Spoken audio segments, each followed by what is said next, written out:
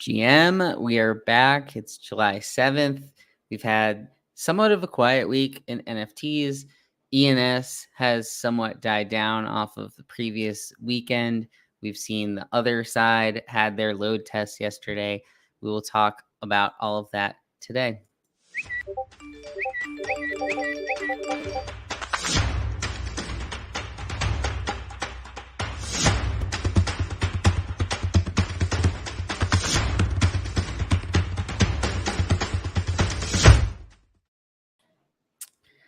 Welcome, Tyler. And for those watching, what you just saw was a little preview of our app that we have in development for tracking NFT news. Long term, we'll be able to track your portfolio. It's currently in a private beta, but we're starting to put some stuff out for that. Tyler, how's your week been? We had the holiday over the weekend. I know you've been deep in the ENS trends that have happened over the past week, but how have things been going over there? It's weird. I feel like the market is still in like a long holiday weekend hangover. This has been one of the more quiet weeks news-wise that I can remember. I was just scrolling through the Lucky Trader news feed, and there's really not too many big headlines. And we'll break down in the show today just the few ones we have. But what's really interesting, there's no headlines. Volume is at yearly lows. Floors are up. I was just looking at the top 25 floors by floor price, top 25 products, 80% are green on the 7-day. And it's not green by like 2 or 3%. You know, a lot of these are up 20, 30, 40%. So it's weird. It's quiet, but you know, things are moving behind the scenes, and it almost feels like a little bit of a calm before the storm scenario might be playing out here. Yeah, so we have the project rankings page up. What's most notable to you? I see a few things. Obviously, the ENS stuff that we talked about on the Twitter Spaces on Tuesday. But what's sort of been notable to you on this page? Yeah, you know, I think a few themes from this past week. One, we can't discount ENS, and we did a full Twitter Spaces on Tuesday about them. But leading the board, 6,000 ETH traded. We saw some of the subsector, the ENS groups like the 10K Club, the 1K Club, those all seeing huge run-ups this week. So that was a big theme, even though it's kind of quieted down the last few days. Then the other one, I know I talk about a lot. I'm a broken record. Art Blocks is back. We see the squiggles here. They made it to the top 10 just on themselves. Art Blocks as a full category did 1.5 million in sales yesterday. For perspective, they only did 10 million in the 30-day. So over 15% of their volume in the last month was done yesterday. And I think that's a good – I don't think yesterday was a fluke. I think it's an indicator of some increasing volume in those sets. And I think that the floor might be off for Squiggles, but Squiggles are at 14, and they're up like 30, 40% on the week. So I think those were some of my big takeaways. And, you know, Art Block Summer, it's here. It's heating up. Yeah. Yeah, it's kind of interesting because I think we talked a little about this in past weeks, and even with Art Blocks Curated ending their series here, the Art Blocks Factory kind of went off yesterday, day before. We talked about it a little bit, but the fruit, so it was fermented fruit, right? They had only 140 count, but they kind of boomed up to a 3 floor after minting out, and decent names we're buying in and holding. There's, as you can see, there's only 87 holders and somewhat of that supply squeeze. So I was talking to you about this before the show, and I feel like this just, I don't know, looks more like art that people like. I don't know if that's the right way to word it, but it to me, like we talked about the roller coaster one a few shows ago, and this is the type of art that I think appeals to more people versus that one, and it's got like different shapes and they're segmented out, and to me it seems like projects like this have been able to run up and people have an eye for. So when I saw this, what it looked like, I wasn't overly surprised. A lot of them look relatively different, one to the other. There's a lot of colors involved. So not that I'm like a full-on art critic or anything, but to me, like, I think it somewhat made sense that people were looking at this one as one to hold and that they liked. Why do you think this one particularly, because it wasn't a curated set, but it did have that low supply. Why do you think this one sort of latched on to certain people? Well, it's funny to hear your perspective. I think you're spot on, but I wish I would have gotten your perspective earlier before the mint. I didn't Because even see this one mint, and like I noticed it like 3 hours later. I didn't realize it was happening. So full transparency, I was fully ready for this one. I did mint 2 of these. I didn't love the art right off the bat, and like it reminded me of like Divisions. We've seen a few other products that are similar to this. So I started watching them and I saw it was going really fast because it was a flat 0.2, so no Dutch auction. And it was 20 minutes the first second. Click refresh, it was 50. So I fired right there just to get a few on the board. I snuck in with 2. And then the secondary action was a huge surprise to me. So a few top name collectors came in and made a big splash. So Rudy, he's one of like the OG generative art blocks collectors. He bought several. X Copy came in and bought and tweeted about it, and then the AC collector swept 10 of these, and that all happened within like an hour, and it induced this crazy FOMO run where it had been creeping up. It took probably an hour to get to like a 1 ETH floor, then it got from 1 to 2, and then it jumped from 2 to 3 in like 10 minutes. And as you can see, it's come back down to about 2.5, which feels like maybe a little bit more reasonable for this factory set. But people like the art. That was clear. Everyone in the Art Blocks Discord was kind of raving about. They were comparing it to like Rothko's. So like that simple style, and essentially the simpler ones, the less designs, are the ones that people have liked the most and have commanded the biggest premium. And then, we talked about recently, the metrics matter for art blocks. And the metrics that matter for this one is supply. There's only 140. And I think that low supply was absolutely a driving factor in some people buying, holding, and some of the secondary action. Yeah, I definitely think it's something to keep your eye on, because I'm not sure when the next curate is going to be. I'm assuming a couple months Next Wednesday. out. That's going to be curate? Oh, so they did bring it up for next Wednesday. Yep. Okay, so like then why even make a big deal about the end of Series 7 if 2 weeks later you're going to start the next set? I assumed it wasn't going to be until like September, but okay, yeah, because what I was going to say is maybe we just have to start paying attention to the playground and factory sets that are on here. Have you noticed at all? Because I know that you follow this a little closer than I do. Is it generally the factory ones and still not as much playground? I feel like every time I hear some of these going off, it's from factory, because there's a factory tomorrow that it's about a 400 count.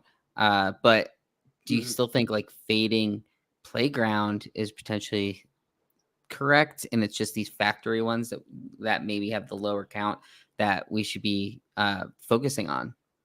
I don't think there's any general rules. I think you still have to take each project, kind of project by project, and take a look at the artist, because there's still a spectrum of curated artist success from, the top end versus, some of the curated products that are sitting on the floor, right? Like some of their projects, some of their playgrounds may not have the same hype as, Tyler Hobbs, doing his third drop. But I think the reality is there's just so many more factory drops, and like we've got some recency bias on the ones that have popped off. But if you look at the open projects, I looked today, there's 27 open projects on, a lot still. On Art Blocks. I think 26 are factory. So the playgrounds are selling out at a much higher percentage clip. Mm-hmm. And the one that's still open parade is from Lauren Bednar. It's a 0.5 mint. So it's significantly higher than most of the others, which is probably why it's still out there. Yeah. But man, I'm with you. I was kind of hoping for a break because I thought a break would be good for some of the older projects, giving them some runway. I think some people are on the other side of that debate saying any curated drop just brings more attention to the overall brand, which I can buy into that too. So I don't really know what's better, but yeah, we're going to be back next Wednesday. Yeah, and right, because then the other side of it is, I feel like people are hyped about art blocks right now.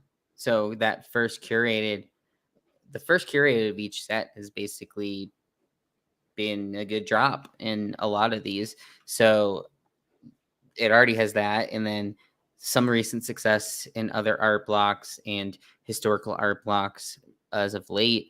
I think people are going to be looking for it. And then the other thing is, there's one next week that I brought this up to you because it got brought up to me as well. There's only 19 count on it. This could go a few different ways, but July 15th, and we'll probably talk about it a little more on next Monday's show, but 19 count is so low. It's starting at a 3 ETH Dutch auction, which I think people are going to expect that it sells out there. And I don't know how much I like the art per se, but I think we only have this one as the view. Right. It has it's one of those things that I could see people getting into if we want to call it lore of. It's got the Genesis 319 is what it's coming off of, and biblical references. But to me, like, the fact that it's only 19 count, this could easily go out right at 3 ETH. So this is one to keep your eye on, because I could see the art block maxis out there wanting to. Sorry about that. No worries. No, this one is going to be an absolute wild card. I saw this on the open project page, but I had missed that there's only 19, and that's such a game changer. So we see a few of the examples. I mean, they're kind of these 3D rock formations. I like the art. I need to spend a little more time with it probably. It's cool. It's unique. But the fact that there's 19, I mean, if I had to bet, kind of reminds me of those orbs. I'm probably betting this goes out at the top. And yesterday, after Fermented Fruit ran, everyone kind of was caught on to the low supply as a focus point. And there was a playground project. I think it's called Non-Ether. And there was like 8 listed for sale out of 50, and they all got bought. So like there was no floor for that project briefly, and people were paying 3 and 4 ETH. People ETH going to for list them. this under like 5 if they buy it right away. You can control the market. So yeah, this is going to be a really interesting one. So next week's shaping up to be a really interesting week for art blocks, with curated coming back, which the people generally like it. The sample outputs we have, and we'll cover it on Monday's show in detail ahead of next Wednesday. But it's going to be a popular one. It also is a very slow drip. Like, look at that drip. It's saying over 3 days to get to 0.1.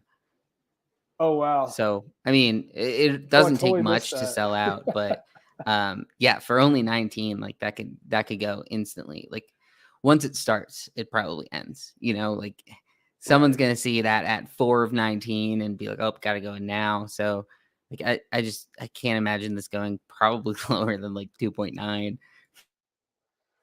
Yeah, so it's gonna be an interesting one to watch. I think the risk to art blocks now is, like, we've been in this golden period where it's been mostly the pure collectors who've been minting, and then a few other people who've kind of gotten back in. But now I think more of the alpha groups are paying attention. We're gonna have a lot more just pure flippers entering these auctions, which means there are gonna be higher sellout prices and a lot more immediate sell pressure, which is absolutely going to impact the market. So, with all these, the entry price point is going to be really important to determine if this is, one to mint or not. It's going to be really critical next week. Yeah. So let's go back into ENS a little bit, because they obviously were the main attraction over the weekend. Like, this was the one that we saw high sales. We saw them breaking out on ENS Vision, all the different types. There's multiple different countries and numbers connected to countries, flags that were just sort of popping off, and everyone was talking about on Twitter. Like, you could clearly see it. It led the project rankings over the past week in volume, and a lot of these are going for low amounts, but they were still able to. So part of that is each of these different sections have their own floor price. We saw the 999 club get up to what, 34, 35 Yeah, or 34, so 35 floor. at peak. Yeah. Now it's back down to 23. But what do you think now with ENS? It seems like some people are starting to shift gears. We just saw, as you showed on the screen, that Elon Musk .eth got a 69 ETH bid, and some of this is still out there. I think big names, big brand names, certain numbers are going to still hold up. But what do you think this pullback is going to do to some of these others that potentially ran up too far? Yeah, I think it shows that definitely there's a hype wave behind all this, and it's almost like we've seen two ENS cycles already that have been like super condensed. So with like the first one where the 999 club kind of popped up, and then a few of the other number clubs kind of came out from it, and then 999 club ran to like 10 ETH or something. Kind of came down, quieted down, and then just in this past week, it was almost like cycle two. And that's when it leveled up again, got past the 30, and then we saw an explosion of additional new clubs. And then ENS Vision is certainly helping to facilitate that and create the demand and whatnot. But I think there's a really huge open question right now: is some of this just a fad bubble, versus what is really here to stay? And I've seen a lot of takes about ENS on Twitter. In general, I say I subscribe to solid first names, brand names, company names are likely the most valuable. And then you can sell me on some of the numbers as well, maybe the 999 club or some of the best numbers there. Are they worth the 23 ETH floor price? Certainly we'll see if that's able to hold up. So, I think there are some valuable digital assets here, but it doesn't mean that all ENS are really valuable. And the more clubs that get spun up, it's kind of just like the rest of the NFT market, right? There's only so much liquidity and demand to go around. So every time there's a new flag club that gets spun up or flag palindromes, right? Like they might mint out on primary, but that doesn't mean there's going to be any secondary buyers. So it's been fun to watch, but we'll see. And I think it still has to continue trending, the top 5, top 10 products on a weekly basis for more folks to really start taking it seriously, I think we'll see a somewhat big separation into which of these groupings hold up long term. Like, just looking at this right now, and it's not a perfect system, ENS Vision, because like male names, female first names as well, surnames, those are the floors, but not all of the names are out there right now. Like, there's 761 owners of male first names out of 1190. There's 3 times the amount of female names that have been minted. Mm-hmm. So part of the strategy right now could be find a male first name, since it has a 0.4 ETH floor. Try to find one of those first names and buy it, like mint it on ENS domains and be able to sell it. I think that's a current edge. Surnames, it's hard to really find like which surnames would be in demand, because unless people have them, like something like a Smith, right? Like that's a well-known surname. There's going to be a lot of people that have it, but there's tons of those names that will never have demand. So the hard part for me is like they show the floor. So trying to find ones that have maybe a high floor that don't have too many minted yet that you can still mint, I think would be my current strategy on these. I went in and bought some Hebrew names a week or two ago, and then it turned out people, when they went towards it, went to Bengali names and Hindi names. So it's just kind of, you're going for certain things that it's hard to know what the demand is going to be for. That's where I think the obvious ones to me are ones that have a restricted supply. So there's only so many of the 3-digit clubs that exist. Some of these other number clubs that are different countries, I'm not as interested in knowing. Like Arabic 999 Club, we talked about this as well on Tuesday. Like it does seem like numbers are a big part of that culture, and like flexing in that culture. I think I saw something along the lines of it was a license plate with just the number 1 that was sold for more than the car that it was on. And wow, there are just sort of places where you can attack with these, but don't get too caught up, is what I would say, in things like 5-digit or 5-letter palindromes or something. These pre-punk clubs, like, just think about why there would be demand for something before going into it. So that would be my current strategy. I think a lot of the pumping has already gotten past us at this point, probably. Would you agree with that? Yeah, no, I think you've laid out a solid strategy. I think one takeaway from this action is it's incredibly volatile, and the sell windows, especially on some of these newer clubs, which may not hold the same long-term value as some of the more primary things you were talking about. Your sell window might be hours, right? And like I remember watching that Korean 999 club, it ran to 0.6, 0.7 for a few hours. It's back to 0.07, right? So that's how Yeah. quickly these things can flip. I mean, even the Arabic 999, right? I think those got to like 4 or 5 Got ETH. around to, yeah. Now they're back down to 2.3, which is still solid, but there was certainly people who chased it at 4, right? Now they're down almost 50%. So just be careful, know what you're getting into, and then like I really liked your advice on where the edge is on the primary and trying to figure out not what's valuable right now, but what might be valuable in the future that may not have been found yet. Because a lot of these as well, and something that's important for people to know is the 3-digit, the 4-digit, a lot of these you won't be able to sell in a week. Like a lot of these have gotten renewed to end on like July 15th or whatnot. A lot of these aren't renewed for the full year, and it costs money to renew them each year. So if you want it long term to have, and say something like Elon Musk, like that's a cheaper one because it's a longer name, but the demand for Elon Musk is likely going to still be there.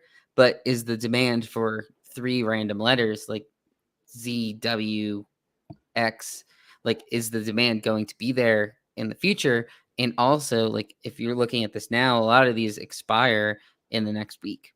So if KNJ, if you're not able to sell it in a week, you have to pay again in order to then be able to post it for sale on OpenSea, at least in the future. So that's part of the game right now, which is, I don't think a ton of people knew when they were first hopping in. To have it go for another week is only like, I don't know, 0.02 ETH or something like that. Which, if when the prices are going up, it's not that bad of a thing to pay for. But say this drops from 0.15 down to 0.1 in a week, then you've just lost 0.07. Like that's where it comes in a little more in its current state, where now I think people just have to be more careful with what they're buying. Yeah, I think Strictly Sports here has got a question. So what happens when it runs out? So basically, if you buy knj.eth and you don't do anything with it for a week from now, it will expire. So once it expires, you still are kind of like the controller of it, but you can't list it, you can't sell it on OpenSea or It's any a of the grace period. Right. It's in a grace period. I think where someone, I don't know exactly how. I think someone might be able to snipe it from you in the grace period, but I'm not exactly sure how. But putting that aside, it expires. You're not able to list it or sell it until you extend it. So you have to go to the ENS .domains, go to the app and extend it. A full year for a 3-letter is like, it's $640. So that's like 0.5 ETH right now. You can do it for a week or a month. A lot of people do it for like, instead of 1 year, they'll do 0.1. So it's like a little over a month, but that's still 0.05. And now you're playing a riskier game when you're putting in 0.05 for something that's worth, 0.1 to 0.15 right now, or it's not even selling at 0.15 right now. So it gets interesting, and it makes it tougher for people to like sweep floors. People who understand that, because now you're talking about, renewing 10 names is starting to really get expensive. And I think that's what a big concern was before this ENS.Vision site existed. I think that was a big concern from people, is they would buy it, then find out that it's expiring in a week. And when this original run began, I don't know, I think like 2 months ago at this point, like as you can see, a lot of these registrations were 2 months ago. I think that's when the initial push of this happened, when people started saying, oh, we saw that with the 999 club, right? Where there's only X amount of these left that will ever be minted.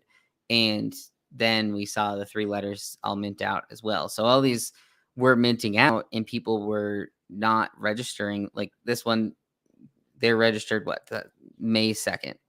So people went in on May 2nd, registered it for 2 months. And so now that 2 months is coming up, it's kind of in line with what's happened here, where now it's another additional pump. So I wonder if that's part of it, where people that were pumping it were like, oh, these are going to expire soon. I got to get rid of my bags. So that's like the dangers with some of these things. But I mean, I believe in ENS names long term. It's just, I think there's so many different categories at this point. It's getting to become a saturated market. Like I've gotten my own name. I use like BlueDog.eth as well. I have a few other ones that I think are reasonable names. Like I have Denver-Colorado.eth. And so it's like some of these things I just bought because I thought they actually had some reason to be minted. But PKB, to me, like I have no reason to buy that. There might be certain people that want that if that's their initials. But at the same time, like, do I want to pay $640 a year for my initials, or would I rather have my actual name for $640 a year? So that's the type of thing that I've been looking at a lot with these. So we'll see. But who knows? Maybe their time is not up yet, and they'll continue to pump. I think some of the higher end ones will continue to see bigger sales, because right now they're I don't know, they're kind of just mainstream with what people are looking at right now.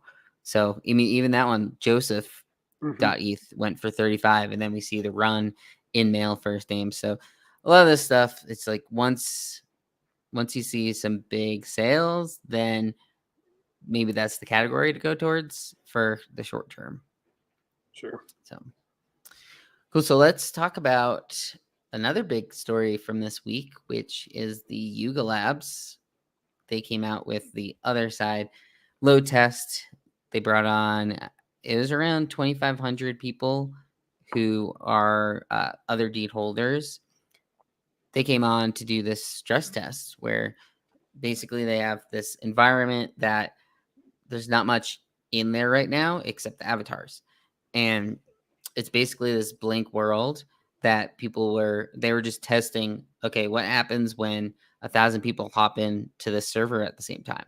What happens if there's already 1,000 and they add another 100? And people in there were able to talk to each other over voice chat and move around, jump, do all these different things. We saw a few different streamers. Well, people were streaming their experience. We put up a video from a stream we did. And what was your initial thoughts here? Because I think looking on Twitter, most of it was pretty positive. Yeah, so I wasn't in there. I don't hold any Yuga assets right now, but everyone that I know a lot of people were excited for it and kind of put this on their calendar and, took time out of their work day or whatnot to get it in load test, which right there, that's significant. The initial takeaways all seem pretty positive. And, I think the market has absolutely, responded in kind. And it's not surprised to see BAYC and other deeds at the top of the leaderboard. That's pretty common for us, but price action is good. Other deeds holding at 2.8. The Bored Apes have seen some massive sales just in the last few days. So the floor is up to 94 ETH, creeping back to that significant triple digit 100 ETH floor. But 240 ETH sale just 10 hours ago, a 177 sale yesterday, a 193 sale. And rumors are that there is an offer out for any gold ape for 777. Now, that's not, we haven't been able to verify that. So that's a little bit of speculation right now coming from Franklin and that group. But I don't know, this is significant sales to me. And seeing that floor marching up, it shows people still have faith in Yuga and they want to be a part of this ecosystem. And, things are moving in the right direction. So, as long as they can continue positive outcomes with these load tests, with the demos, it's probably going to be enough to string everyone on, until the next major catalyst comes out, whether that's the actual launch of the game, whether it's the next step of the BAYC roadmap, who knows? But it's been really well received so far. Yeah, definitely seems that way as far as like Twitter goes, and just people that I've talked to. I haven't really heard many negative reviews on it. Now, granted, the only people that were able to use this were holders, which had some bias to it. But even Other Deed itself went up in price over the past 24 hours with people seeing this footage, hearing about how many people were in there, and it still was working pretty, I don't want to say flawlessly, but for that many people in an environment, there are a lot of games that can't handle 2,500 people in that close of quarters. Something like a Fortnite, right? Like only 100 people are dropping down into a lot of these games that are similar.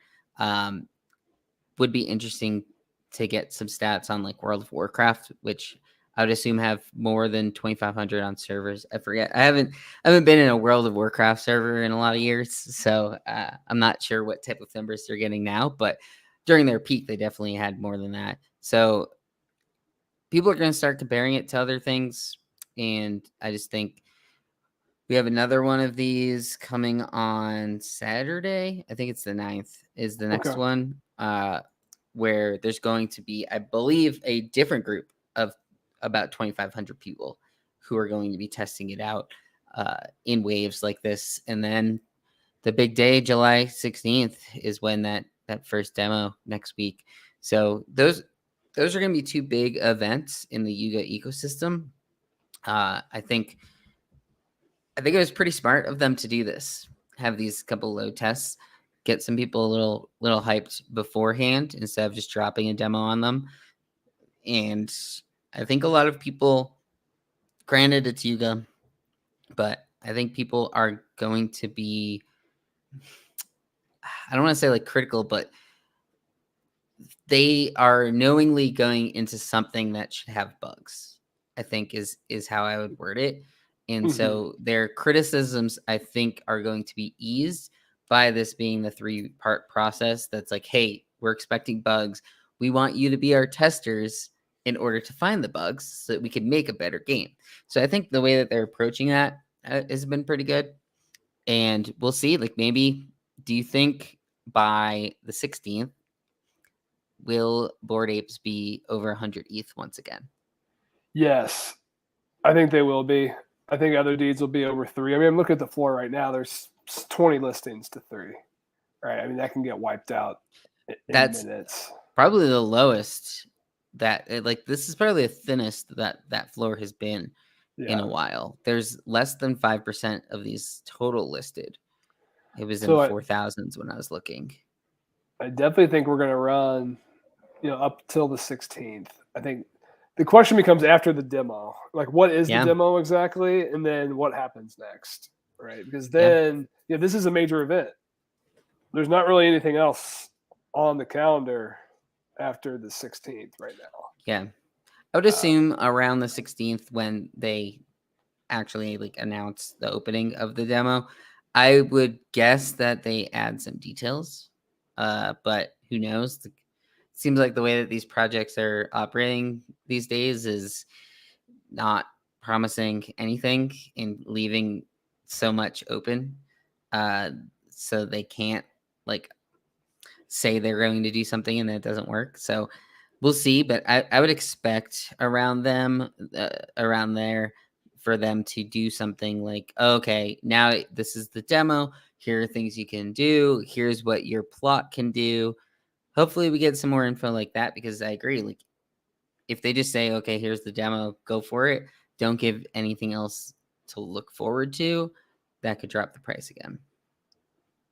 I will say one thing that's interesting, and you kind of call this out, the listings are only at 4.2%. And I don't think that's just Yuga. It feels like an overall trend in the market right now. Yeah.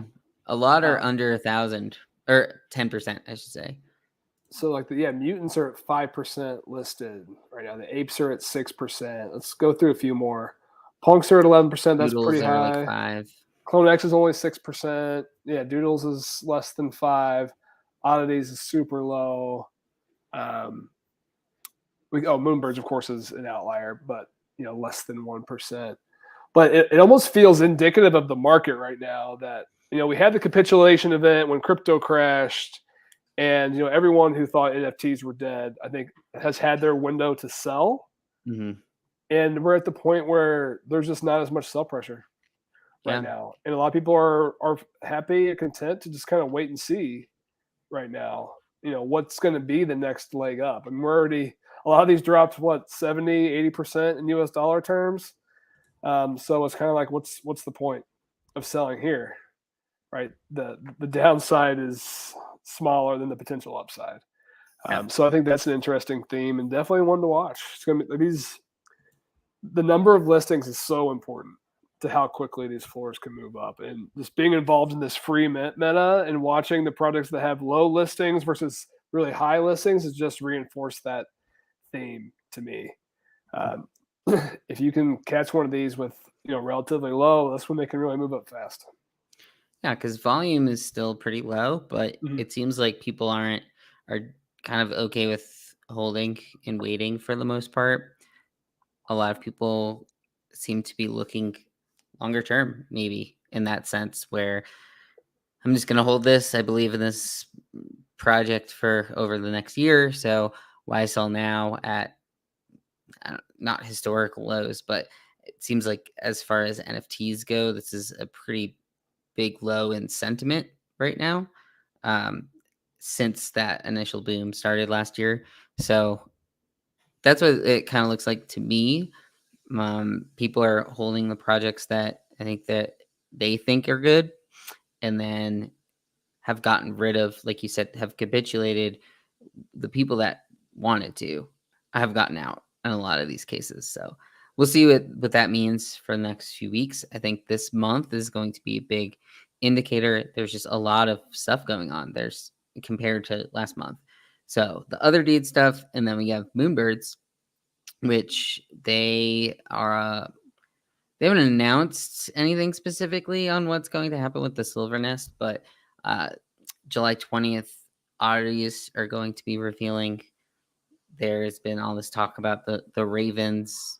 Ryan Carson is going to be doing a new Shark Tank-like podcast, which at least early on, I think people are going to watch, because anything Ryan Carson you watch, you can't look away, at least right now. So we'll see how good of a show that comes out to be. But is there anything else that you're looking forward to in the next few weeks, or just in the month, or do you think those two are pretty much going to be dominating the news? So we were chatting before the show, and I think it's a great question to kind of talk about for a few minutes with our audience here. And I think it was one of your buddies had the question: if you were holding an other deed and a Moonbird oddity right now, and you had to sell one, which one would it be? So I'm curious. I know the answers, but I'm curious for your thoughts and kind of what your logic is, because those are two, at that price point, those are two of the more exciting kind of projects on the page right now. My answer right now is oddities, and I think the big part of that is they have the rare lotto baked in right now. They're over 3.5 ETH. They have a lot farther to fall. I think they're more likely to lose a higher percentage. And I would guess they move closer to 3 than to 4 after the reveal. So in that sense, like, you almost go into it knowing the price is going to go down. But with Other Deed, we saw it just yesterday with the load test. If it's a positive demo and people like what they see there, which seems like a lot of those people are bag biased, and it's hard for them to not say that it's positive. I don't think Other Deeds is going to go down and lose 0.7 ETH in the same way that in Oddities will. People like to quote that there's 100,000 of them and there's going to be another 100,000 of them. But the only way I could see that really hurting at this point is if they announce that 100,000 is coming in August. I think that could bring it down. Because as of now, it's been trading with 100,000. And I looked back in time, it's been around for 2 months now. It's only spent 1 day under 2 ETH. So if you're looking at this as, would it surprise you if Oddities fell to like 2.8 after the reveal? Because it seems like Other Deed has enough defenders and has a true floor of like 2 ETH, which is a 0.8 ETH drop. So if Oddities could also go down 0.8 ETH, you see what I'm trying to say? Basically, I think Oddities have a bigger chance of falling for you, but at the same time, you're holding them for the rare lotto. I think it's more likely if you hold an oddity that you paid 3.7 for, you could sell one for 10 ETH in a couple weeks. You don't have that with Other Deeds. So Other Deed has a lower floor, but also lower upside, because we've also both agreed. I don't think Other Deed is like going to 4 ETH very quickly either. But Oddities could go up to 4 ETH by the time of Rare Lotto. But is it going to go to 5 ETH? Because the other thing is, like, Kevin Rose and Justin, they've made it pretty clear that this is not a Moonbird's companion specifically. Like, it's going to be part of the ecosystem in a way, but it's basically a Gremlin project. What happened to the last Gremlin project that was Toads? Like, that's under a 2 ETH floor. So are Moonbirds to believe, are we to believe that Moonbird Oddities should be 2 times the price of a Cryptoad, which is Gremplin's Genesis project? Do we think that Kevin Rose has enough of a pull to make that be worth twice? I'm not so sure. I think that holding an oddity in the short term is holding it for the rare lotto. But if you were selling one today into, say, these pumps, I think Oddities has pumped higher percentage wise, that now would be the time to sell it. You could buy it back, likely cheaper later. So not sure, but that's how I would answer it. No, it's a good answer. It's kind of hard to argue with your logic. I definitely think Other Deeds is the safer play, and maybe. And I'm also talking about like a 1 month horizon, right? Like right. over a year, 2 years. I mean, I would expect Other Deed to definitely go down, but over the next month, I think they have enough going on right now, and they're like in the news. They have a ton of liquidity that you don't need to sell that right now. Yeah, and that's a good clarification. I think there's 2 X factors for the oddities right now, and you nailed the comparison to Gremlin and the Toad. That was, I sold my oddities on the airdrop, and that was my logic as well. It's like, why would these be worth 2x what Toads are?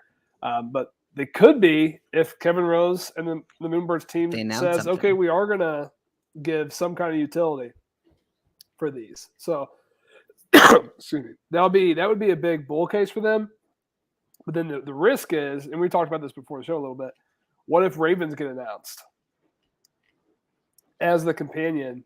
What does that do to oddities? Right. Like why would anyone be buying oddities if they could be buying, the new hot companion Ravens? So that's another risk that's out there. Yeah, that's true. Like, and that's how I've been sort of describing this from a DFS standpoint. Like oddities are a GPP play. Like there's way more volatility that could happen with those, and I've ever since they came out, I've thought of it that way. Um, I think the fair price for oddities right now is in the lower threes. I do think that they probably should be higher than other deed, but I think in the short term, it's likelier that reveal comes, they go straight down to 3, and you missed your opportunity to sell. So in the case of like which one you're trying to sell for maybe liquidity in the next few weeks, because the other thing that we haven't really talked about, but ETH price is back up recently, and some people are trying to offload some of these NFTs and take advantage of that. So one strategy you could do is like sell an oddity today at 3.7 ETH, turn it into USDC. If you think Ethereum is going to go back towards $1,000, then you could buy it back for cheaper later. Like I think there are people that are doing some things like that where they're trying to sell stuff right now, be able to sell the higher Ethereum if they still are long-term less, a little more bearish. And do you think that Bitcoin's going to go back under 20K? ETH is going to go back under 1,200. So that's one strategy you could do. Like if you think in the next 2 weeks, the price of ETH is going to be lower, then you might be able to get that oddity back for $3,000 after selling it for $4,000 or whatever. So that's one strategy that I've heard other people talking about as well, and I think they've been doing that with other deeds. So yeah, I think it's an interesting comparison because I think they're two of the hotter topics for this month of July. Yeah, for sure. Like outside of that, is there anything else that people are really looking forward to? We've talked about the doodles plenty, and like we still just don't even have much information on what the Genesis boxes are or any dates or any of that. 25%. Yeah, Genesis box. I mean, it's been a letdown. I sold all mine off just because I feel like I will have the chance to get back in down the road at a lower entry point. And I'm disappointed that they haven't released more information. We've seen some action. So Free Mint Wizards, they introduced staking. So you can stake your NFTs and accumulate shrooms. Right now, you get like 100 per hour. So that's been an interesting twist. I think certainly a lot of folks thought that staking would have a bigger impact on the floor price than it has. So that's been a story. And then, Herbivore's got it in the comments. Probably one of the biggest events, certainly of today, maybe in the next few days, is the Possessed reveal. Yeah. So the Possessed 2,600 ETH volume in the last week, 6th on the board. Bullish action. Floor. That it's still above mint.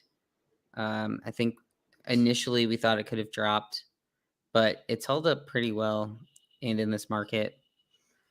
So what's your thought on this? Because to go back to the other right, you could sell an oddity, buy whatever it is, like 8 of these, 7 of these possessed or whatever.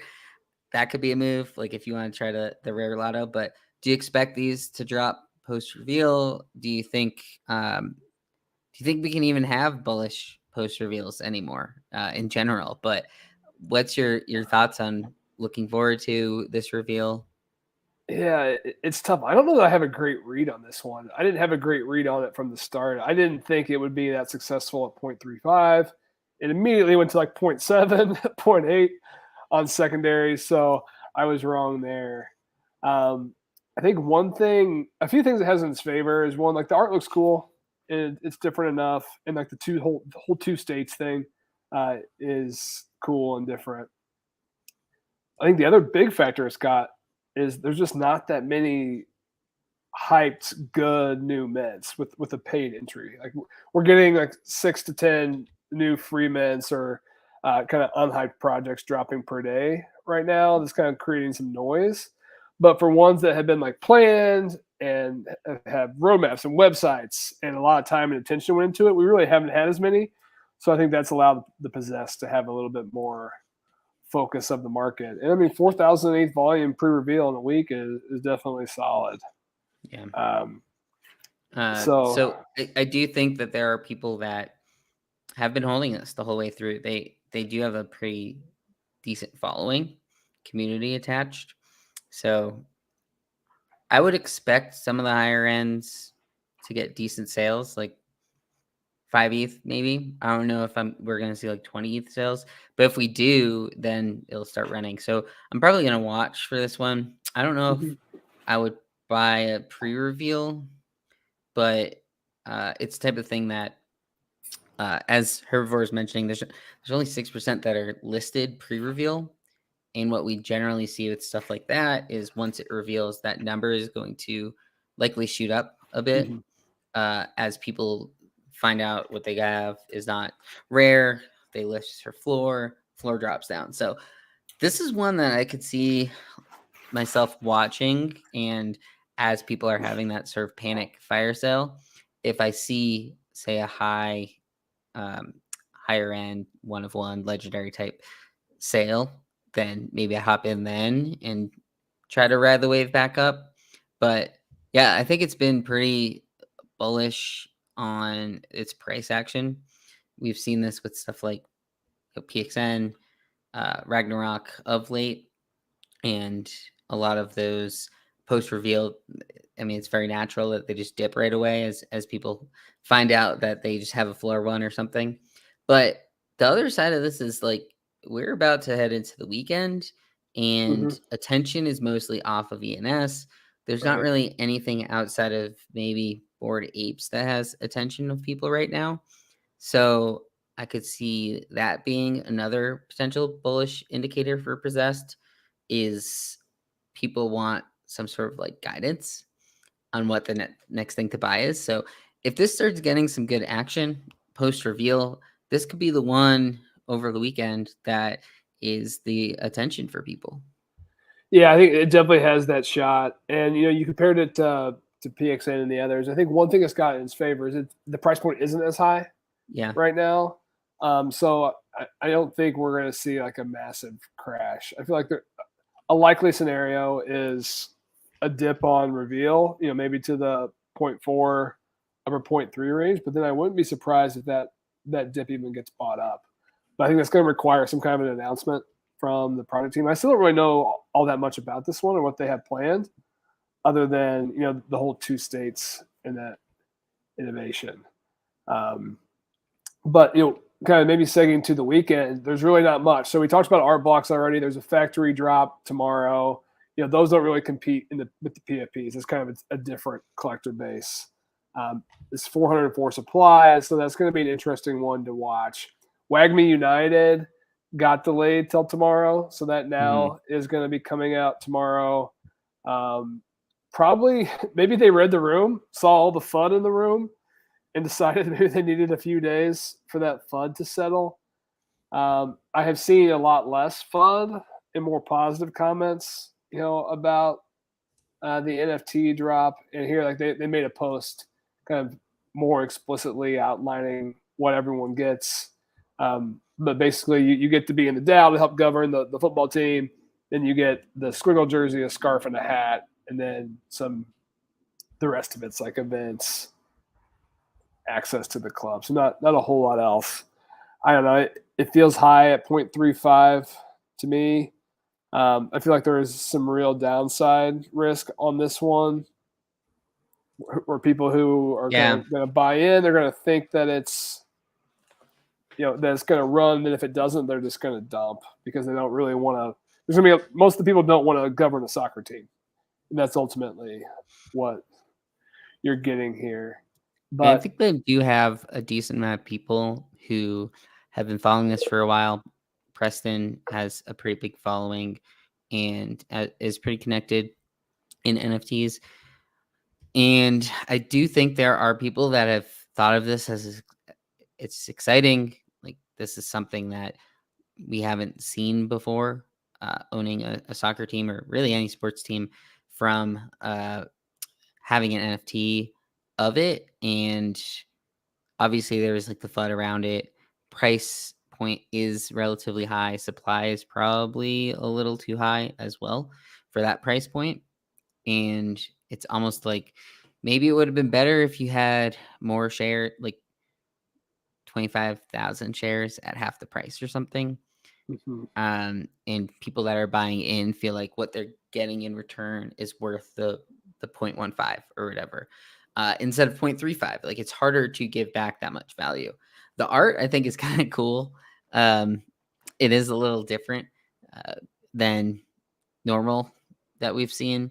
Has a little of that 3D effect to it, but I don't know. I think for me, it's tough because it could be getting into something that has never been done before. It's relatively a Genesis, first of its kind. So that side of it, but I don't know, that price point is kind of tough to buy into anything right now.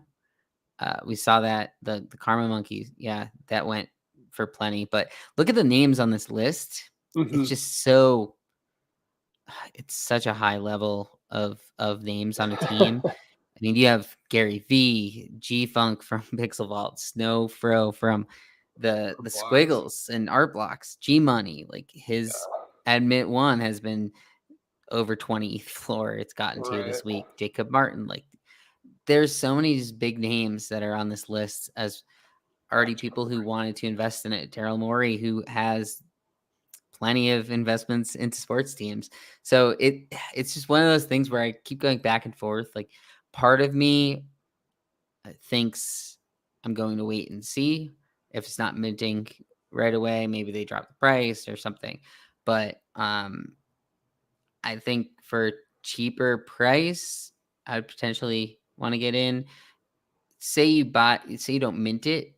What's the point of buying it on secondary? Is the other thing that I've had some concern with, because you basically have to tell yourself that 0.3 ETH, the stuff that you're getting is worth that, because I don't know what type of secondary demand it's going to really have if the secondary buyers aren't getting the jerseys, aren't getting the merch as part of Right. it. So that's Yeah. the part that's been hard for me to grasp. No, I'm with you, but I think the bull case for this one is definitely on this team, and if these influencers, founders, kind of rally the troops, this one can mint out, in seconds or minutes. So that is absolutely a scenario. I haven't seen them really doing that much, which maybe is a little surprising, because I really haven't heard many influencers at all talking about this, here this week. So I don't know if there's going to be crazy hyper FOMO. I think your thought on it, if they done double the supply and half the price, like if they did 30,000 at 0.1, Then this is you probably a feel more like smash. you're buying a share. It's probably a Yeah. smash success, and it sells out the 30,000, and it's above 0.1 on secondary. Maybe those numbers didn't make sense with the jerseys and everything. So, and the jerseys are a draw. I know there's a lot of people in the Art Blocks Discord who want these jerseys, right? So kind of outside of the typical PFP sector. So we'll see. There's definitely going to be some demand. I'll be watching it.